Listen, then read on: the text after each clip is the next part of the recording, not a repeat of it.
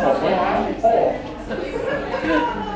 Oh, that pesky cowboy that's off my back. A great comedian about to come on. His name is Alfred Taylor. Woo, give him a round of applause. Yes! Yes!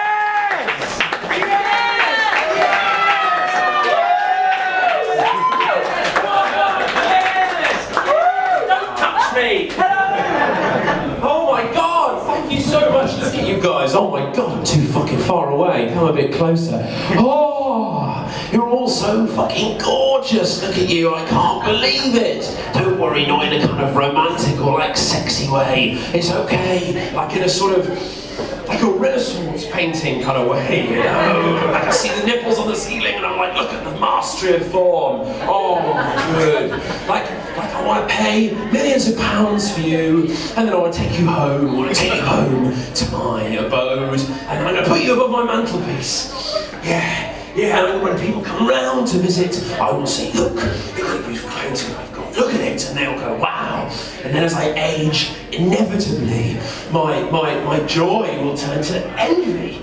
And I will look upon the painting and I'll go, why must wrinkles etch my face as I age, and yet you remain young and beautiful and innocent? And then in envy and anger, I will throw a big cloth over the painting, and then I will take the painting up to my attic and I will hide you away. And then, as I age, inevitably, I shall die.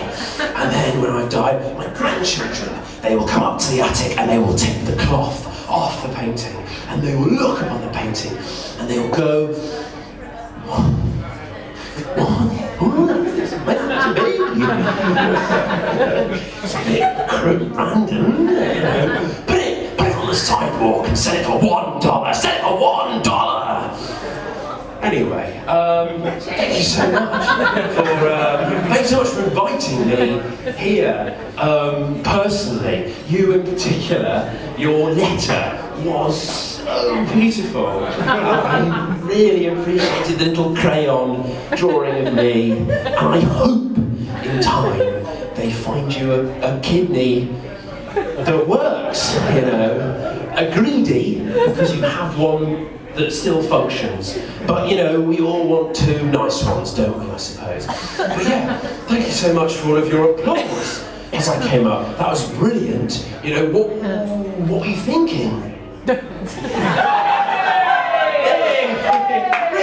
Oh, nice. Yeah, just a noise. Good. I didn't necessarily need a response there. Maybe it was a rhetorical question, but all questions are rhetorical questions unless they get an answer, aren't they? Really. But thank you so much. I love applause. Applause to me, you know, because we're all the same, aren't we? We're all the same in the end. We're all just like that little fat child on the edge of a swimming pool, desperately trying to learn to swim, you know? And I love applause. Applause to me, if I could describe to you what I was thinking, if you want to imagine like the bloodshot eyes of a rabid dog with sort of its skin flecking off, you know, it's terrified of water at this stage, blood in its gums. That was me when you applauded, because I fucking love applause that much.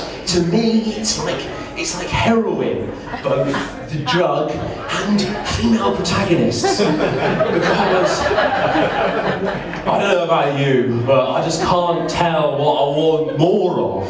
You know, like right in the vein, or women do it for themselves. You know, come on. Oh yes, thank you so much. Sorry, I jump around a lot, but that's because I'm constantly. My friends always tell me, like, you're losing your train of thought, Alfred.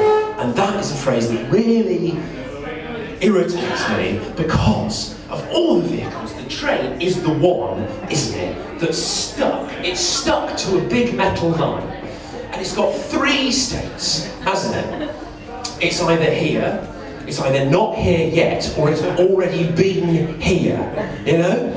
None of those are technically lost. Now, don't get me wrong, obviously, myself, as a subjective experiencer of the train, can, in relation to the train, be lost, you know? But the train as a three-dimensional object in relation to itself is always going to be perpetually here in it.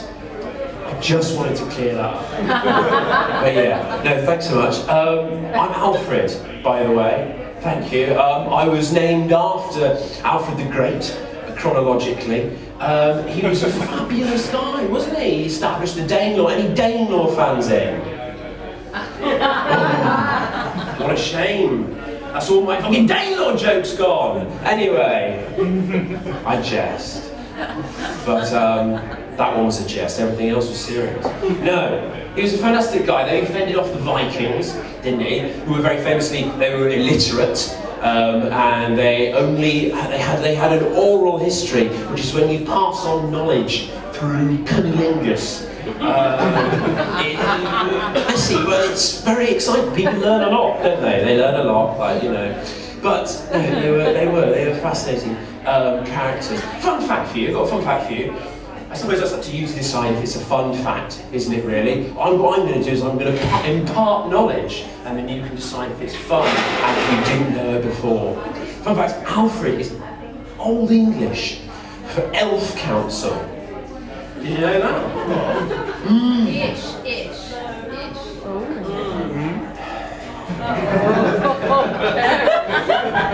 Go on, fucking correct me then, John. Yeah, Ethelred. In what way is it not? In what way is it not? That's all right. It's okay. Anyway, but yes. No. I think to you, maybe, especially after that, it won't necessarily be. I hope you're all right. You okay? Yeah. Good. So, I hope that to you, that sort of acts really more as sort of clutter in the brain. And that's why I hope this set remains as sort of clutter in the brain. I know lots of stand-ups, they want you to sort of ingest it and come away with something really deep and sort of well thought through to go away with. And no, I want this to be a sort of mental irritant where you're trying desperately to remember your NHS number, and then it's just like, oh, that guy said that Alfred meant Elf Council, and then it turns out it wasn't actually probably Elf Council. Oh, why did I spend time going to that gig? But yes, no, thank you so much. I live in Bristol now with you guys. I'm here too. I love Bristol. Bristol's great. I was when I first moved to Bristol, I was like, what's the vibe of Bristol? And then I was in a coffee shop, and a guy on the table opposite me loudly described his style as Slay Guevara. That epitomises it, doesn't it? That epitomises it. But no, I had a really bad first impression of Bristol though, because when I got to my room, my room, it was covered in bird shit. A bird had shat all through the room. It's horrible. I know. And you might think that's good, but I get such a sort of cuckold to the renting market. My first thought was like, oh shit, is this in the inventory? You know, when I leave, will I have to intimidate a bird in a comparable pattern? You know, what will I do? But yeah, no, rents, they are high in Bristol, but I get it. If I had more disposable income, I would spend it on possessions and friends and experiences, and they are dirty. They are dirty, and they will ruin a nice house, won't they? But yes, no. I'm 25 years old now, which is exciting. There was a whoop there. Someone else is 25. No, someone just likes 25-year-olds. Yeah. Solidarity. Let's turn to 25. I used to say in this comedy set that I'm going to turn 25 soon. But then, the future became the past, as is the way of time. And then I just updated my set really fast, because you can't catch me out, I'm always up to date, but it's good. I loved turning 25, it's a wonderful birthday. I got a frontal lobe which is good. Yeah, and I fucking slotted that in, and then I made all the rational decisions I've been putting off until then. Oh, it was a good day. It was a good day. It's difficult though, being 25 in this sort of modern age, because I have access to like the internet, and I'm constantly aware of people who've achieved more than I have at particular stages in life. Like, I am the same age as Ice Spice.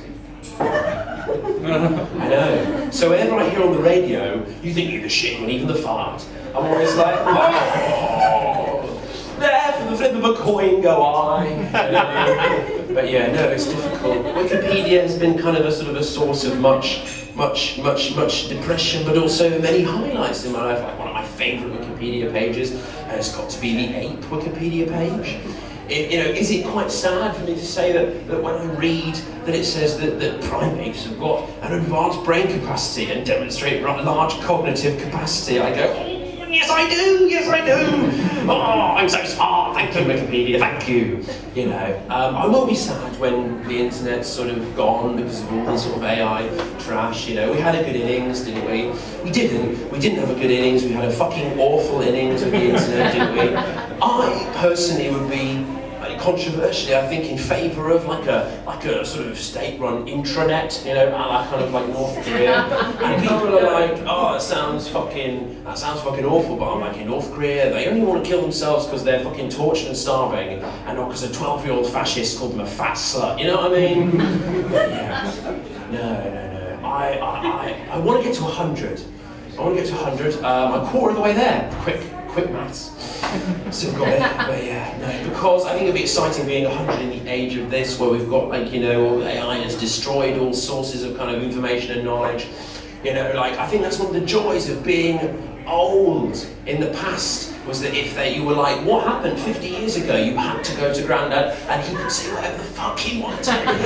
He could be like, I killed a bear with my fucking hands. And we'd be like, I don't. Did you, Grandad? And he'd go, you have no primary sources to back this up. This is before drawings and everything else. You rely on me telling you it happened. I think that'll be fun to do the same to my grandchildren. I'll just be like, I'll be really fucking derivative. They'll be like, what was life like in 2025? And I'll be like, the Prime Minister had to sleep in a big pasty. And there were loads of hobbits everywhere. There was shut up, you don't know. No, but it's going to be good. I don't think I'll be having grandchildren though. Because, not for whether or not I want to, it's just that there are so many microplastics in my blood that my testicles are probably genetically closer to like Kinder Surprise. They'd be like, oh, congratulations, it's a Hot Wheels. A horrific amalgamation of a Hot Wheels and a baby. They're crazy, aren't they? Have you seen babies? Have you seen a baby? Have you seen a baby? If you don't, for those of you who don't know, it's like if a little man was made out of like raw sausages. It's that. Like, if it didn't have like a head and a soul, it would be in pastry. Yeah, but they have incredible eyeballs, babies, don't they? They have incredible eyes. They're like crystalline, sort of pearl-like. And sometimes I feel like I see a baby and I get broody, but only for the eyeballs. Because adults' eyes are in comparison like the snot you find on an oyster. But babies' eyeballs are beautiful. Like, is it weird to say I just want the fucking dissected eyeballs of a baby on my wall, looking at me all the time, like, oh, look at these beautiful little eyeballs, so full of innocence and purity. But yes, no, I didn't think I'd really get this old, because I had appendicitis when I was young. I had appendicitis. If you don't know what appendicitis is, it's when you hear the fact that the appendix is a completely useless organ. That fact goes all the way down to your appendix, which goes, and tries to take you with it, Yeah. Which is bad. So I was stuck in Gloucester Hospital when I was very young, and I know, and I had a friend on that ward though, who was my best friend, and he was called Peter. and he was great. He was my best friend because he lent me all of his Bob the Builder videotapes. Oh, yes, because at that time when I was 6, I was in a fucking Bob the Builder fix. You know, it was like every single time, like, can he fix it? I'd be like, I genuinely don't know, I'm on the fucking edge of my seat. This low-bearing wall seems like a completely insurmountable challenge, you know? And I remember we would hang out all the time, we'd be like, play poker on the wall, and like fucking leer at nurses, you know, we know what 6-year-olds do. And I remember one day though, he said to me, Alfred, I want to be friends with you until we're old and grey. And I was like, oh, that's really fucking nice. I mean, I didn't say fucking because I was 6 years old. But in a more normal human voice, because I was not a freak with the sort of distended larynx, as that voice would suggest. But it was not to be, really, because the worst thing happened, you know. I went in for a routine checkup on my appendix scar, and the nurse, she slipped. The scalpel went right into my scar, and then as I was there bleeding out, I saw the white light. I saw the white light in front of me, and then as I was fading away into death, I called out, and I went, "Take him, Satan. Take that beautiful little boy's blood instead of my own, and I will serve you. I'll serve you with all the rest of my days, Satan." And with that, I was returned to life. And Peter was bred in a sort of husk, like a big pork scratching, which was really good fun. No, it was good. And now I've got this problem where when I walk into churches, I kind of see her. It's a difficult thing to have as a problem. But yes, I am quite scared of AI. I'm quite scared of AI, and I'll leave you on these little bits.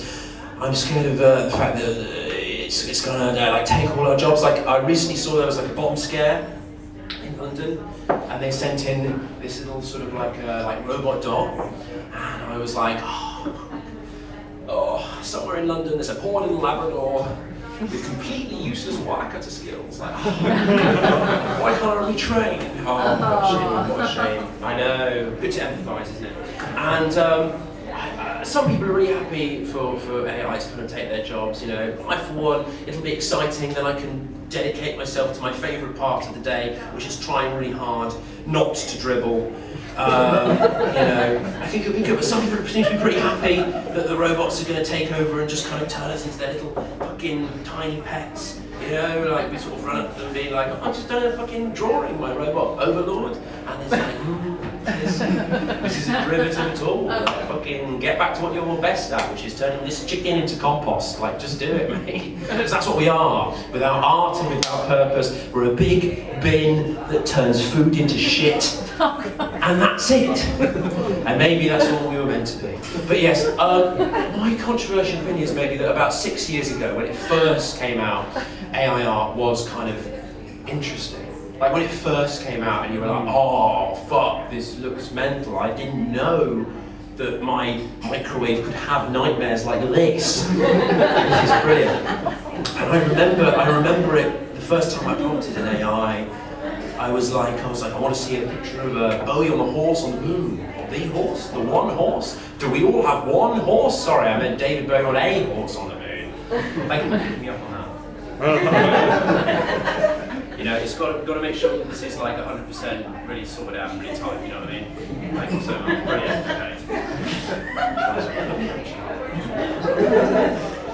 Right, I've actually got to get back to it, so can you fuck off? So anyway, sorry about that. But in David Bowie on a horse on the moon, and I said, can you make this for me?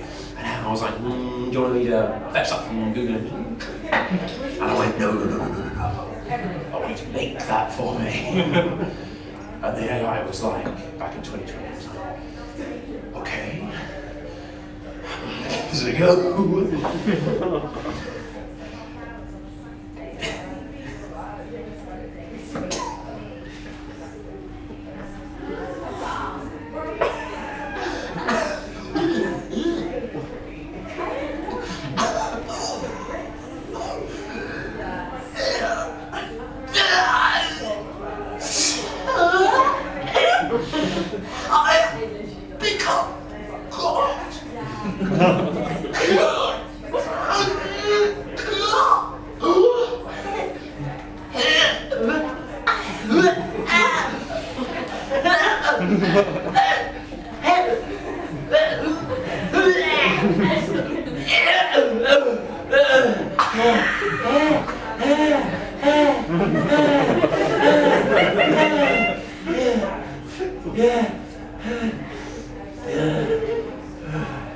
And I went, oh no, try again, please. Horrible. Anyway, that's been me. Before I go, does anyone see any magic? Yeah. Cool. Shall we book it in? But yeah, thank you very much. I've been Alfred. If you want to see more of it, I do. If you have a TikTok, Alfred, and this has been a wonderful night. Thanks so much.